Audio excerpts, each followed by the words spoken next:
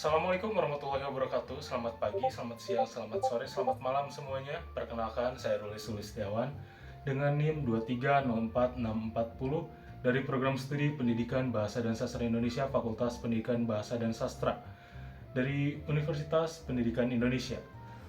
Pada kesempatan kali ini, dalam rangka mengerjakan tugas UTS, mata kuliah berbicara, saya akan sedikit menyampaikan materi mengenai teks eksposisi. Apa sih teks eksposisi itu? Nah, teks eksposisi adalah teks non-fiksi yang berisi informasi dan pengetahuan yang disampaikan secara singkat, padat, dan disertai pendapat atau argumen dari sang penulis. Teks eksposisi pada umumnya digunakan untuk menyampaikan pendapat atau gagasan secara terperinci dan berisi masalah serta rangkaian argumen dari penulis yang mendukung suatu isu atau topik yang sedang dibahas. Terus, apa sih ciri-ciri dari teks eksposisi itu? Nah, yang pertama, ciri dari teks eksposisi bersifat objektif dan tidak memihak salah satu pihak atau beberapa kepentingan saja.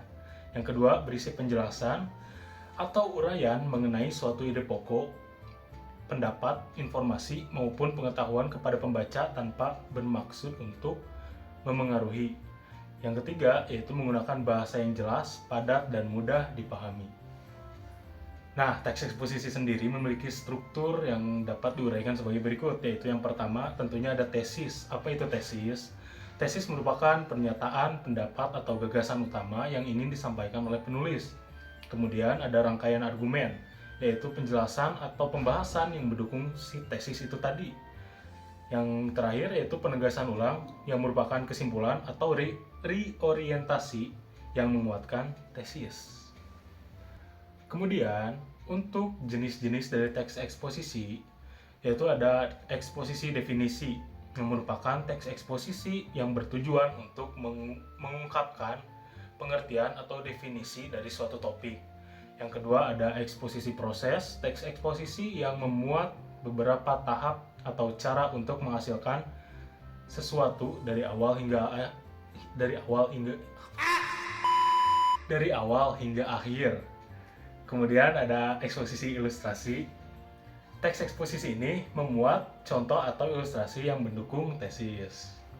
Untuk contoh dari teks eksposisi sendiri, di sini saya akan mencontohkan dengan teks eksposisi tentang lingkungan.